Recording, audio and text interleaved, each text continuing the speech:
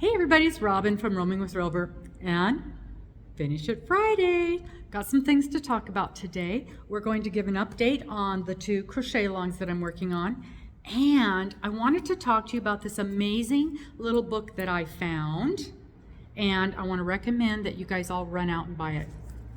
But first, how much did we get done this week? Working on the 2 crochet alongs.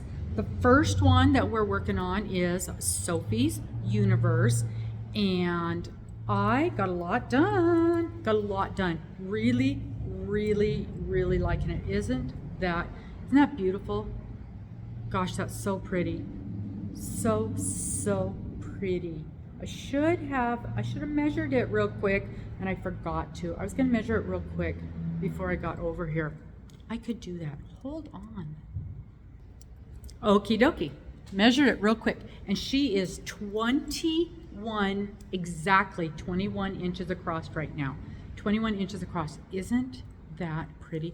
So I just finished the end all the way through part 3, and it was interesting, and I did not realize this, but the book says if you have finished part 3, this is actually all the way through the original beginning of Sophie.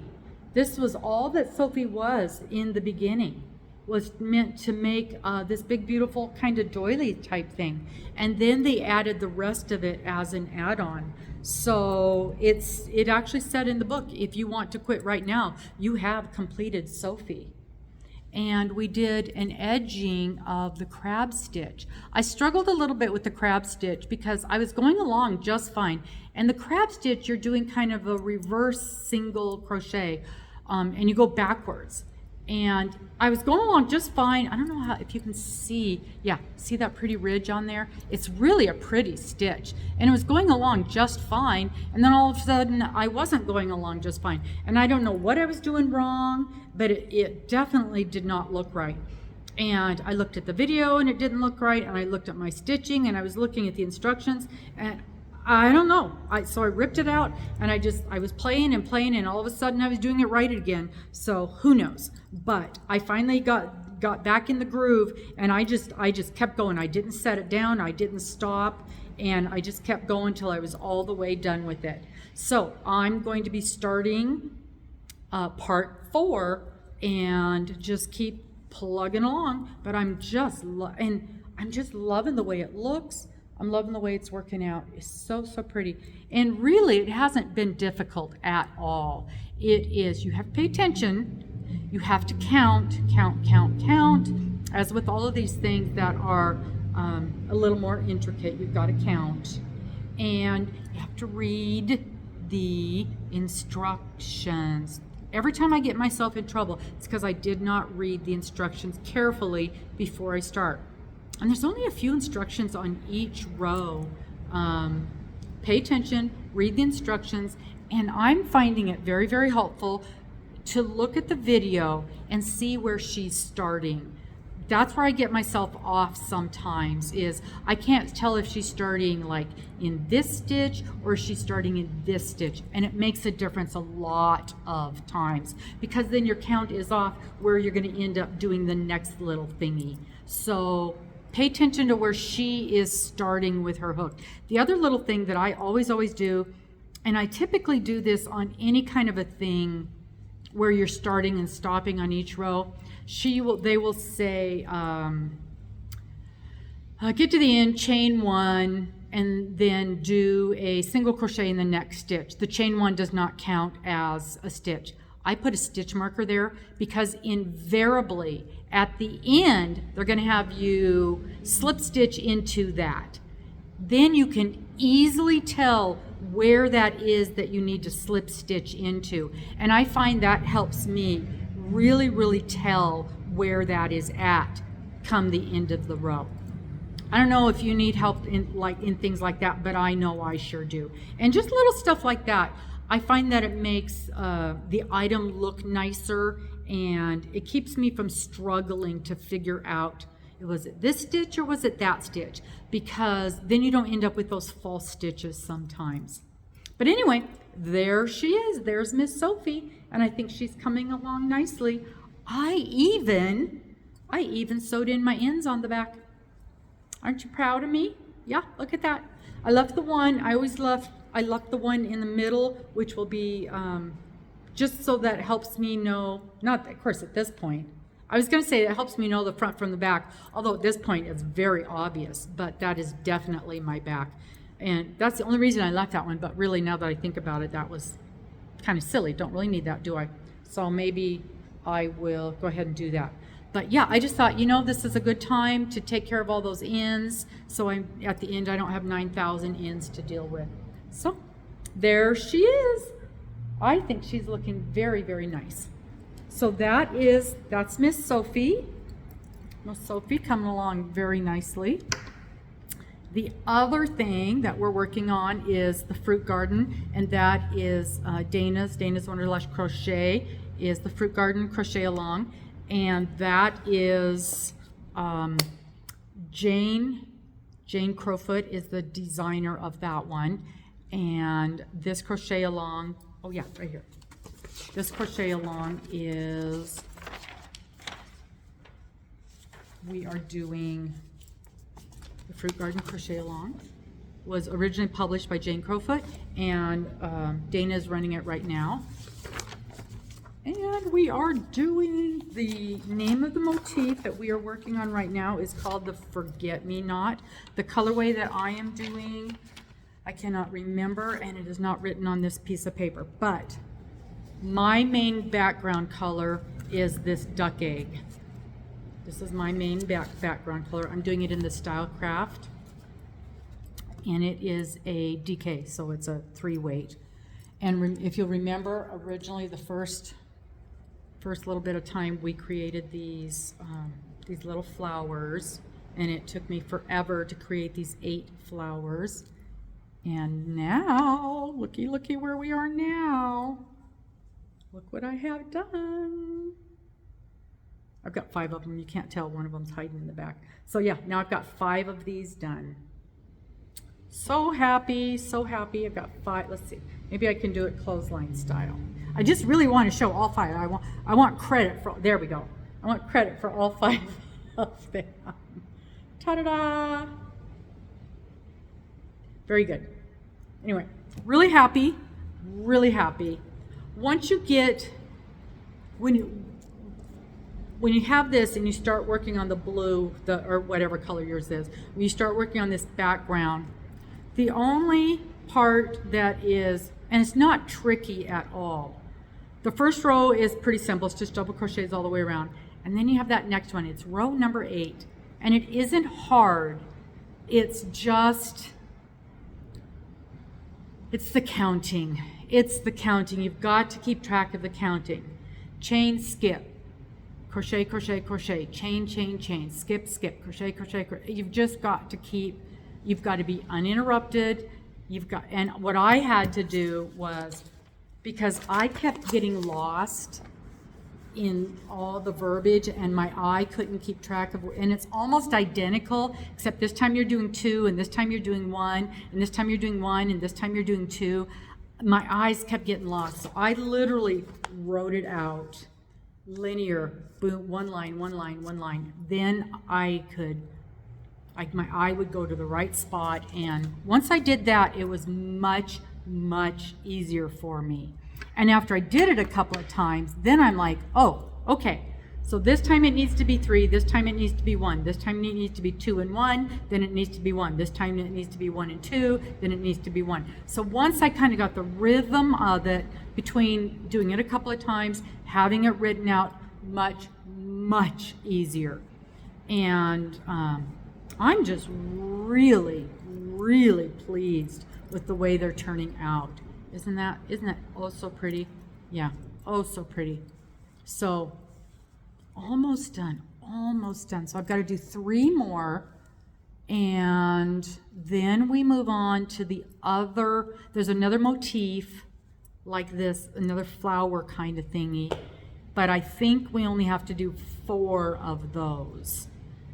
And so that's going to be, 4 is going to be a little bit better than 8. 8, and then just getting used to the process, getting used to the style. Took a little doing, but I'm really pleased with the way it's coming along. and real happy with the colors. Oh my gosh, I couldn't be any happier with the colors of these. The colors, combination of the colors. Again, I would never have picked them out. Couldn't have picked them out on my own. Ever so happy that that she had the colors all picked out for us. And so I was able to do that. Now, I went to the library the other day, and I always go to the library, and I always go to the crochet section, and I'm always very disappointed because there's like 4 books in the crochet section, and there's 3 shelves worth of knitting books. So what I typically do is I check out the entire crochet section because I just want to look and see what they've got. And they had this book, the Crochet Answer Book. And the reason I was super excited about this, and it's by Edie Ekman. One of the reasons I was excited about this is because at Christmas time, I had been at a bookstore, and this is one of the books that I was thinking of purchasing. And you know, I had kind of looked through it for a few minutes, and I thought, oh, this has got some really good information in it. So when I had the chance to check it out from the library, now I can really look through it and really give it a good tryout and see if there's really enough stuff in here to warrant buying it. This particular edition is, I believe it was printed in 2015. I think I looked that up yesterday. Yeah, 2015. There is a newer edition. This thing answers a million questions. And it's like, it's got information about yarn. It's got information about hooks. It's got information about substituting yarn. It shows how to do foundation crochet. It has information about stitches. It shows you how to count stitches, which a lot of us do not know how to do. It shows how to place stitches. What is the difference between placing inside of a stitch, inside of a chain? It shows you, like I was saying, how to count stitches. I can't show you the stuff in the book because, of course, it's copyrighted. How to decrease, how to increase. And not only does it show you how to do a specific stitch, it shows you the symbol for the stitch. So slowly it will teach you how to read symbols, how to read charts and gauges. But I'll tell you what sold me on this thing. Oh, formula for circles. You know, when you make a circle, and so you're making a circle and you want it to lay flat, there's a formula. And I knew there was a formula, but I did not know what that formula was, because you have to increase it a certain amount so that your thing doesn't turn into a cup, so that it lays flat. Right here, boom, formula for a circle. Just all kinds of amazing information, problem solving for flat shapes. Tips and tricks. Where do I put my hook when I'm working in rounds? Why is my rectangle skewed? The anatomy of patterns. Okay. I have had this one question. This one question being answered is worth the price of this book. Which, by the way, the price of this book is like $15. Okay. This one question. I can't read from the book to tell you the answer. But how many times have we had this discussion? When you're reading a pattern and it has the asterisks in it, and it'll go blah, blah, blah, blah, blah, blah, blah, and then it'll have asterisks, repeat 4 times. What are you supposed to actually do? Very clearly and concisely. And it gives you a cute little explanation that is now seared into my brain. That one sentence alone is enough to make me buy this book.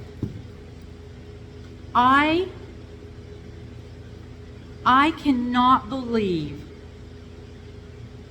the amount of useful information in one place in this book. She also has other books, and I've never heard of this lady before, and apparently she's just amazing. She is just amazing. So she's my new best friend, and I just cannot wait. I cannot wait to learn more about the stuff that's in this book. Really, the foundation chains, I struggle with that all the time. I'm so excited. I'm so excited to have found this book. And I really want you guys to go out and take a look at it. The Crochet Answer Book by Edie Ekman.